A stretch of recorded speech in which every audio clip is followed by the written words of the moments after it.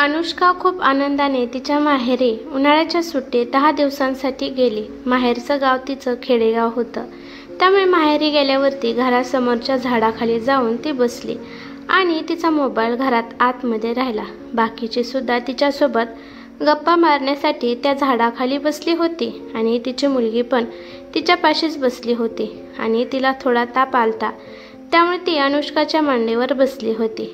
तिच्या मुलीला तहान लागली म्हणून ती आतमध्ये गेली तर मोबाईलचे रिंग वाजत होती, म्हणून ती फोन उचलत बघायला गेली की कोणाचा फोन आला आहे। तर तिने पटकन तो फोन उचलल्या अनुष्काच्या नवऱ्याने प्रशांतने तिला ओरडायला सुरुवात केली आणि म्हणाला, फोनच्या रिंगचा आवाज तुला ऐकायला येत नाही का? का माहेरी गेली म्हणून बहिरी झाली आहे? अहो, मी बाहेर झाडाखाली बसली होती, त्यामुळे मोबाईल आतमध्ये होता, तेव्हा ऐकायला आलं नाही। बरं ते जाऊ द्या, काय काम होतं का? त्यामुळे तुम्ही फोन केला होता? म्हणजे मी सहज फोन नाही करू शकत आता? तुझ्या तालावर मला नाचायला लावते का? का तसं बोलताय मग तुम्ही? मग कसं बोलू? कुठे गेली होतीस तू हिंदडायला? केव्हापासून मी फोन करत आहे तुला? माहेरी गेली की लगेचच वेडीच होते बघ। खूप वेळाने फोन उचलला म्हणून प्रशांत अनुष्कावर ओरडत होता। तुम्हाला एकदा सांगितलेलं कळत नाही का? मी सांगितले ना, मी बाहेर बसले होते, त्यामुळे मला रिंग ऐकायला नाही आली आणि 1 तासापूर्वीच आपलं बोलणं झालं होतं, त्यामुळे मला वाटलं की तुमचा आता फोन नाही येणार, म्हणून फोन मी इथेच ठेवून बाहेर झाडाखाली बसली होती। अगं, मी तुझी आणि मुलीची चौकशी करण्यासाठी फोन केला होता आणि तू सहज म्हणते की काय काम होतं का म्हणून फोन केलता का? तेवढा पण हक्क नाही का आता माझा? बरोबर आहे ना, आता तिथं आजी आजोबा, आई वडील, भाऊ बहीण, मामा मामी यांचा अधिकार असणार तुझ्यावर आणि माझ्या मुलीवर। अनुष्कावर भडकत प्रशांत तिला म्हणाला।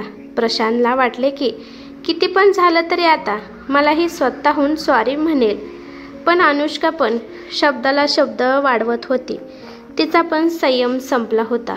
खरं तर माहेरी आल्यावर तिला पूर्ण स्वातंत्र्य हवं असायचं आणि हिथं पण नवरा सारखा फोन करून तिला टेन्शन देत होता।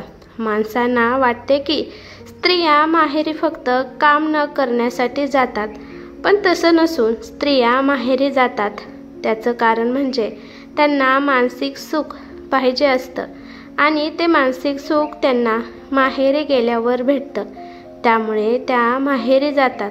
मग ती म्हणते, तुम्ही भांडणासाठी फोन केला आहे का? तसं असेल तर मला तुम्हाला एक शब्दसुद्धा बोलायचा नाही।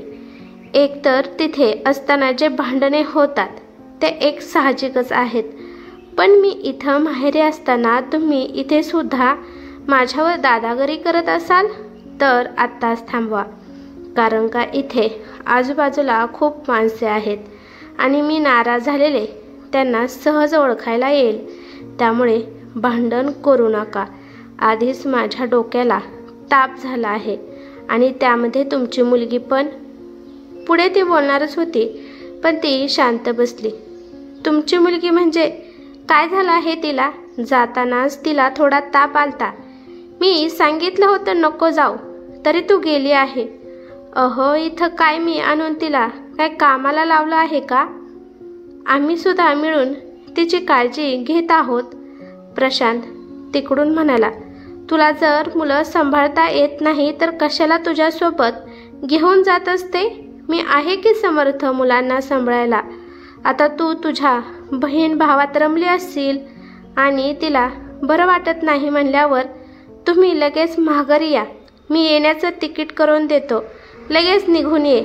माहेरी गेली की लगेच बावरती तू, माझ्या पोरीला बरं नाही आणि गप्पा मारत बसत आहे झाडाखाली।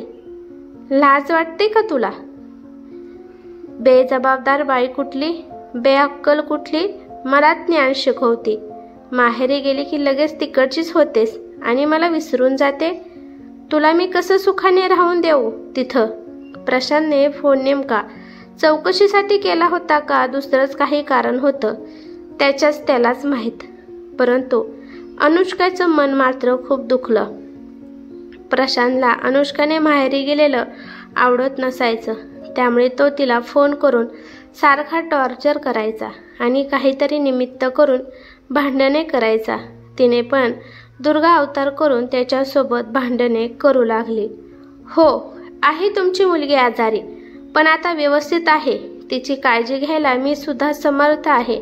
आणि हे बघा, मी 15 दिवसासाठी माहेरी आली आहे. त्यासाठी मी 15 दिवस राहूनच सासरला येणार. मला माहीत आहे मी माहेरी आलेलं तुम्हाला खटकतं, परंतु मी सुद्धा 15 दिवस झाल्याशिवाय येणार नाही.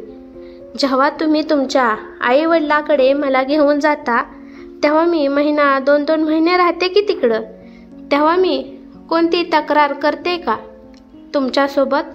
मग मी माझ्या आईवडिलांपाशी आली तर तुम्हाला ते का खुपतं? आणि तुमच्या गावी गेल्यावर मुलं किती वेळा तरी आजारी पडतात, तरी त्यावेळेस पण तुम्ही त्यांना घेऊन शहरात आपल्या घरी येता का? नाही येत तुम्ही. मग इथं ती आजारी आहे म्हणून का लगेच मी माघारी यायचं? वर्षभर तुमच्या तालावर तर मी नाचतच आहे, परंतु 15 दिवस मिळतात मला वर्षातून, ते तरी मला सुखाने राहू द्या. आणि मी इकडे आले की तुमचे तमाशे सुरू असतात. अनुष्का पण आता भडकली होती आणि प्रशांतला बोलत बोलत तिला रडायला सुद्धा येत होतं, पण ती प्रशांतला मी रडत आहे असं दाखवून देत नव्हती. अजून अनुष्का म्हणायला लागली, खूप सहन केलं मी आता तुमचं बोलणं. मी इथं माहेरला येते म्हणजे काय बिनकामाचे येत नाही किंवा दुसऱ्यांच्या घरी जाऊन बसत नाही. मी माहेरी आली आहे. मी माझं माहेर पण अनुभवत आहे. तुम्हाला कसं बघवणार माझं सुख? तुम्हाला कायम मी दुःखात बघायचं असतं ना. माहेर म्हणजे तुम्हाला काय कळणार? माहेरची किंमत तुम्हाला नाही समजणार. आणि मला म्हणता काय माहेर माहेर करत असते सारखं. तुझी तिकडं जाऊन लय जीभ चुरू चुरू चालत आहे की.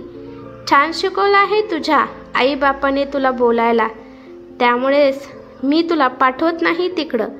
तुला शिकवतात तिकडली माणसे.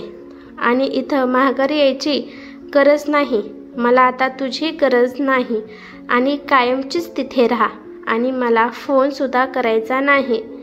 15 दिवस काय, मी तुला कायमची सूट दिली, स्वातंत्र्य दिलं. कायमचं तिथेच राहा असं म्हणून प्रशांतने फोन कट केला. अनुष्काला पुढं प्रशांतने बोलूनच नाही दिलं आणि फोन कट करून टाकला. अनुष्काने अजून एकदा बोलण्यासाठी फोन केला तर त्याने मोबाईल स्विच ऑफ करून टाकला. अनुष्काने पण रागाने मोबाईल बेडवर फेकून दिला आणि तिथेच खाली बसून हळू आवाजात रडू लागली. परंतु तिथे तिची आई होती. तिने त्या दोघांचं सगळं बोलणं ऐकलं. मग ती आईच्या गळ्यात पडून रडू लागली. अगं, तुझा नवरा चौकशी करण्यासाठी फोन करत होता. तू एवढं भडकायला नव्हतं पाहिजे. आई, तुला नाही माहीत त्याचा स्वभाव. तो मुद्दाम मला त्रास देतो. अगं, तू त्यांचा उशिरा फोन उचलला म्हणून रागवले असतील तर तो अशा वेळेस सबुरीने घ्यायचं असतंच ग. ताणले की तुटतं बाळा. गप्प बसायचं, मग तो सुद्धा निवळला असता. जाऊ दे, आता रडू नकोस. करेल तो स्वतःहून फोन. उद्यापर्यंत जाईल त्यांचा राग. अनुष्काला अजूनच रडायला आलं. अगं आई, 15 दिवसासाठी तर मी माहेरी येते, तरी त्यांना आवडत नाही ग. मी इथं आनंदात असते, ते त्यांना बघवत नाहीये. नवरे का ग असतात असे? खरं तर त्यांना सारखी माझी आठवण येते म्हणून फोन करतात. त्यांना त्रास पण होतो. अशा वेळी प्रेमाने बोलायचं, मोकळेपणाने बोलायचं तर आमच्यावरच रागवतात. माझ्याबरोबर माझ्या माहेरच्या माणसांच्या सुद्धा वय धरायचं, त्यांना नावं ठेवायची. ही काय पद्धत असते का? मी काय केलं आहे त्यांचं वाईट, त्यामुळे ते मला असे बोलतात? अगं पोरी, नवरे असेच असतात. बायकोवर प्रेम तर असतं, परंतु बायकोवर हक्क आपला असावा सतत असं त्यांच्या मनात येत असतं. बायकोला माहेरी आली की त्यांना वाटतं की आपला तिच्यावरचा हक्क कमी झाला आहे, त्यामुळे ते चिडचिड करतात. अगं, बायकोने एखादा शब्द आगाव जरी वापरला तर त्यांचा अहंकार आडवा येतो. तुझे बाबा पण मला तसेच करायचे. आई, अनुष्काला प्रेमाने समजून सांगत होती. पण आई, स्त्रीला अशा 2 भागात का वाटतात हे पुरुष? मी माहेरची आणि सासरची सुद्धा आहे. माहेरी आली तर लगेच सासरची म्हणतात की झाली तिकडची माहेरची झाली, आणि सासरी गेली तर माहेरची मला म्हणतात झाली सासरची तिकडे जाऊन. सासरला गेली की माझ्या माहेरच्या लोकांना का मध्ये आणतात? त्यांच्या बाबतीत वाईट का बोलतात? हे सासरची माणसे, सासर आणि माहेरची ओझी आम्हाला का झेलावी लागतात?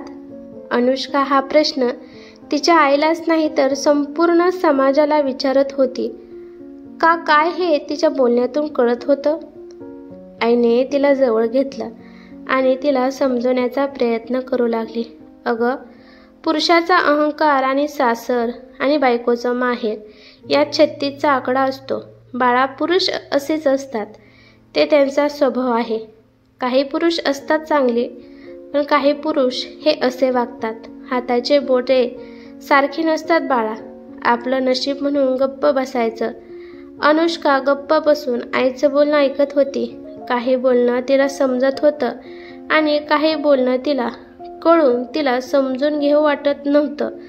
फक्त तिला जे आहे ते सत्य वाटत होतं आणि त्या सत्यासह तिला जगायचं असतं. 2 दिवस राहून अनुष्का आपल्या सासरी जाते. मनात नसताना सुद्धा ती प्रशांतची माफी मागते, कारण का तिला गरज असते. स्त्री जन्मा तुझी कहाणी, हृदय अमृत नयनी पाणी.